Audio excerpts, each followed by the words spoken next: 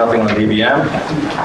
So move on to the university system agenda. I see President Lowe and a huge contingent from the university here today. We're happy to have all these distinguished power hitters. Yes, Ken Allman in the back. Joe Evans does a great job. Usually Mr. Evans down here by himself doing all the best. Good morning. Joe Evans representing the University System of Maryland. We have 3 items on the agenda. And as you mentioned, we have Dr. Wallace Lowe, President of the University of Maryland College Park. We're here to answer any questions. Is there any presentation you'd like to make, Dr. Lowe? I don't know that. Yeah, no, I have a question for Dr. Lowe on item 3. Not that Mr. Evans couldn't answer it, but since the President's here, I have such high regard for him. Yeah. How are you doing, sir? So, item 3 is a request from the University of Maryland College Park to immediately transfer 3 properties to College Park, from College Park, or to College Park to Terrapin Development Corporation, and to receive approval to transfer 7 additional properties in the future at the discretion of the university. Estimated total value of the 3 properties before us today is $10,091,000. I have no problem with Terrapin Development Corporation. It's a limited liability company, I guess headed up by Mr. Ullman, and includes 9 board members, 5 appointed by the foundation, 4 by the university. And the purpose of the organization is to cohesively manage the development of properties in the community. So I completely support the private sector partnerships and desire to leverage the assets of your flagship institution into something beneficial. The District 21 legislative delegation brought my eye to this because they were concerned about the local involvement and consultation, and I believe you've navigated all of those. Congratulations, anyone that can take care of Senator Roosevelt gets an A++ in my book. You know, he's a wonderful advocate, and but he's very, very particular, and I spoke to him yesterday. He said he's very supportive of this. I have a separate issue, which is perhaps process, but also I like to think of it as a value issue of transparency and accountability. I mentioned when we deferred this that I'd like to see the fact that you're willing to bring these properties, should they change ownership and be sold, you're willing to bring that back to the board and for a vote or a review by us. But for some reason, apparently, you're not willing to include long-term leases, like a 99-year lease, for the Board of Public Works to look at that, similar to a sale. And all I'm asking, I guess, is would you support allowing me to suggest that along with the sale of these properties in the future, it's also the long-term lease of these properties, which in my mind are relatively equivalent to sale.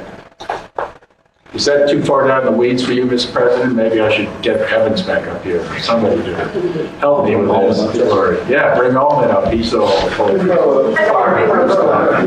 yeah, we can do it together. Yes, Mr. Comptroller. So by moving, I'm sorry, for the record, I'm Carlo Colalla, Vice President of Administration and Finance at the University of Maryland College Park. So regarding the additional requirement to bring ground leases back to this board, when these properties transfer, first off, the board action we're seeking is for today, so the board has the opportunity to act on that today. When these properties transfer to this 2-member company that is the university and the foundation, they will be on the tax rolls and they'll go through the local zoning and entitlement process. So the public input and review of development will go through the normal processes that apply to other commercial type development in the region. To subject those same properties to in addition to that, to come back for approval by this body on the ground lease, just will make that development process Let me just stop you right unwieldy. because I've heard that that is your response. I find that to be completely hollow and shallow. We meet every 2 weeks on this board. We have no interest in interfering with your efforts to move forward with disposing of these properties. And I'm not talking about small ground leases that don't really, routinely you all do. I'm just thinking about the equivalent of a sale of a property that's described in the legal documents as a long-term lease. And I think it's important for transparency and accountability of this board to be included. And I've been told by the staff that it's going to, you don't understand the private sector, it's going to hold things up. Why is it going to hold anything up? It's not going to hold anything up. We're here. And we're not antagonistic, but I'm certainly not adversarial. I'm going to vote for this, but I want to have long-term leases included. And I don't understand this rhetoric about holding things up or impinging on your ability to develop these properties. If I were a developer and I was entering into an agreement with the University of Maryland, I'd put out every press release I could come up with, and I'd be delighted to come before the treasurer and the governor and myself, or whoever it is that holds our seats. So I guess the question, would you put those two words in and, Well, first on the question of what is the difference? If you're coming before us on a sale, why not a 99-year land lease? They are exactly the same. How does that impede the development? I don't get it. He's got a good point. We are here today for the sale. So, I mean, the sale of the land to the... You're here today to transfer it into a partnership that we'll no longer have any control over. State assets. Correct. So answer the question. How is it different from a sale? A land lease? Having control of the property, in order to go through the entitlement... Under the agreement today, you still have to come back before the board for a sale after this, right? Correct. But not for a land lease. Why? Well, because we have no intention to sell the ground.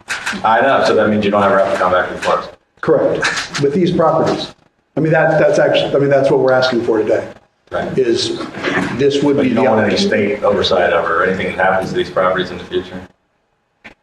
Well, we went through a lengthy process to come up with this group of properties that we have an agreement with the city that's supportive. We have an agreement with the 21st district, a delegation that's supportive. We have an agreement with the county government that's supportive. We want to put them on the tax rolls right As away. Carlos said, it's you have to go before them for years to get all the approvals, but Sure. you never have to come back here again to see if fiscal leaders of the state agree with the deal. For these 10 properties. That's why we went through this process for the last year But to this work is the most together with your important part staff. of the process, but I still haven't heard an answer. How it's different. So you basically you have no intention to ever come back here, and you're not ever going to do a sale, so that was kind of nonsense language. And you want to do the leases without any involvement of the state. We've set up a two-member LLC that is partly owned by the university's foundation and the University of Maryland College Park. Yeah, I get There's that. representation from the university. I understand This the is- process as well as you do. I just haven't got an answer to the question. Yeah, this is the moment that we're asking for the members of this body. But we don't know what any of the deals are going to be on any of the properties that we currently own in the state of Maryland. Well, we've spent lots of time with each of you, with your staffs, walking through the Innovation District Master Plan, the vision for these properties. So can anyone answer the comptroller's question? I mean, this is all a bunch of BS. We already know all these things. Answer the question. Why can't the leases be reviewed by the Board of Public Works? It wasn't the process that Everybody else. it wasn't the process that we set College up. Park's going to review it. Prince George's County's going to review it. The delegation is reviewing it, but not the Board of Public Works, the ones that have the fiscal responsibility for it. We're asking for that today. I mean, we're asking for that decision today. But you're asking us to just transfer the property Correct. to your development group. Correct. Not to, and to walk away from ever hearing about them again? For these 10 properties, Do you already know what you're doing with the 10 properties?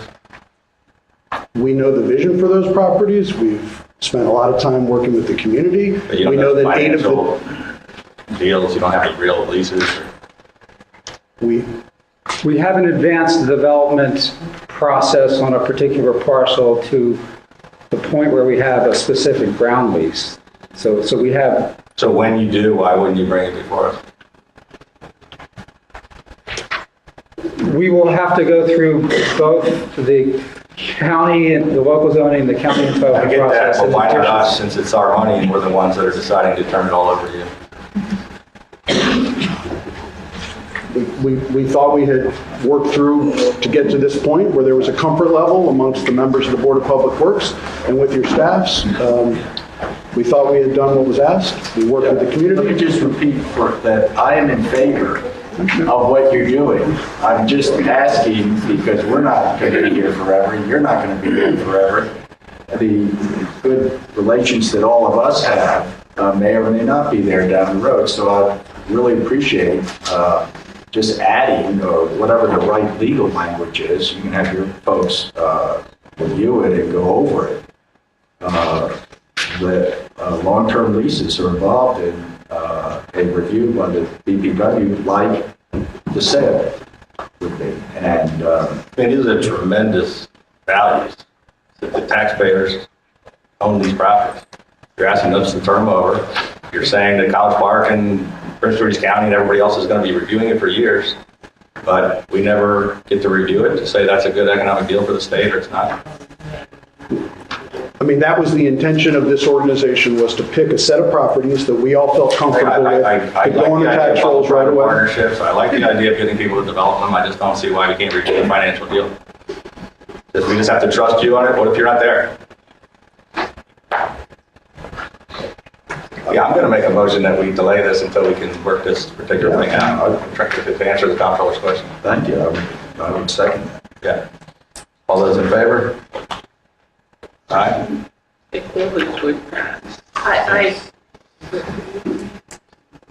I think this is a great program. So do I. It's a great deal. We've looked at the 10 properties. They seem appropriate properties. I understand the separation between the 3 and the 7.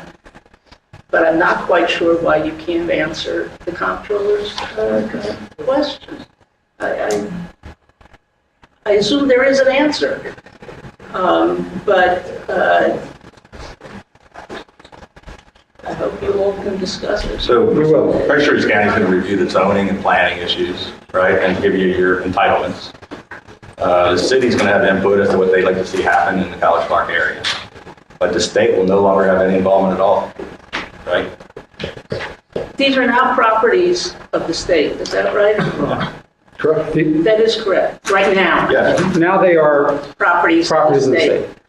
And the proposal is to convey them to the TDC. Right. Right. Which we all are in favor of. Yeah. And the TDC, if the TDC then sells them to a developer, what then? That would come back to the Board of Public Works And for if the action. TDC leases them for 99 years, what then? Then they don't want to come. That would go And back through the that's what local. I- And Mr. Ullman said they're not going to sell any properties. Their intention is to do 99-year leases, which, as the comptroller said, is exactly like a And there might be good sale. rationale, but you have to, That's how you finance them, just like a sale. I mean, it's Well, no different. let me just say one thing, because we completely appreciate your perspective and have deep respect for that perspective. So there's 2 sets of properties that we're talking about. There are 3 properties that we've decided are development ready, and we're asking for approval to be transferred right now. Then there are 7 properties that we believe are good candidates for development that are not development ready today. And so we were asking for an option to be able to call any of those 7 properties at some point in the future. We certainly understand that we could bring each of those properties to this board individually as they're ready to be developed. but we thought it made sense to have an orderly progress with these 10 properties to be at the speed of business and to, be able to put them forward. So if this board would like us to sort of rethink this, we're happy to have those discussions. What if we amended the item we have before us today? Instead of currently it says, in the event of a sale, it has to be approved by the Board of Public Works. Just add the wording that says a sale or land lease. And then we can approve it 3-0 and you can go on. Or we can delay it and postpone it and you can come back and answer the questions better. Whichever you prefer.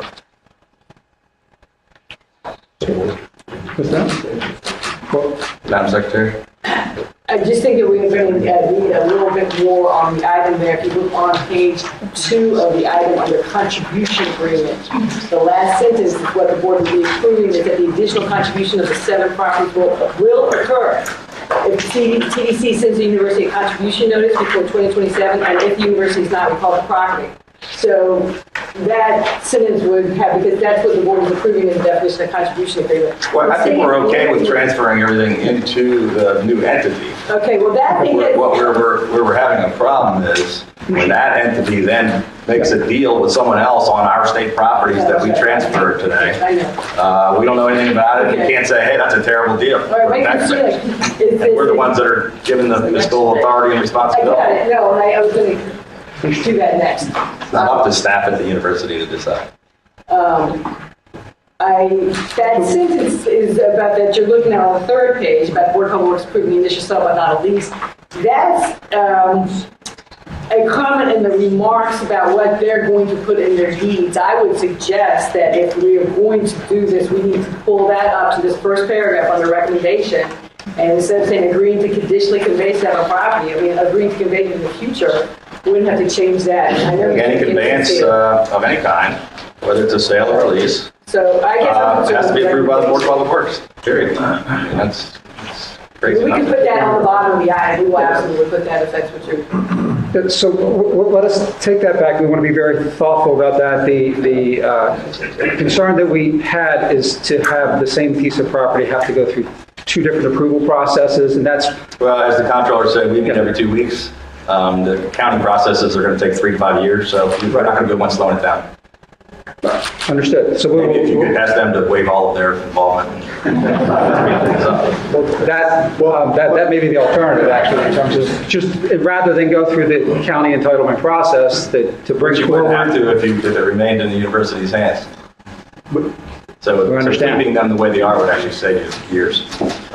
Okay, we will. As someone who knows this process well, we thought we would choose one or the other, and we didn't want to overcomplicate being able to bring these Let's properties. defer this item until the first meeting after the new year, and we'll try to get all the lawyers together to figure out how to address the comptroller's concern. And I mentioned Senator Roosevelt, and he obviously has worked very hard on the memorandum of understanding with the city and the county, I guess. And I spoke to him yesterday and asked him about this. He said we have absolutely no problem with the Board of Public Works having review over sale or lease, but that's not our focus. So I would not like you all to go back and say we're going to, Senator Roosevelt, take it out of your side of the review and give it to the Board of Public Works. I think that would be an error because they've worked very hard at the local level to reach consensus, Mr. President. And it's to your credit that your teams succeeded in that. I don't want to mess up that side in an effort to get review from a different perspective from this board. Yeah, I think you have done a great job, and it's terrific that you've informed the local legislator and some of the local elected officials about what your plans are, but that really has nothing to do with reviewing the fiscal decisions that you're going to make about potentially hundreds of millions of dollars of state taxpayers' property. Thank you. Senator Roosevelt, man. He's a good guy. Thank you. Any other questions on the university system? Did you even get to tell us what your items were, John? Yes, sir. I had 3. Now I have 2. That was an easy one. What are the other two?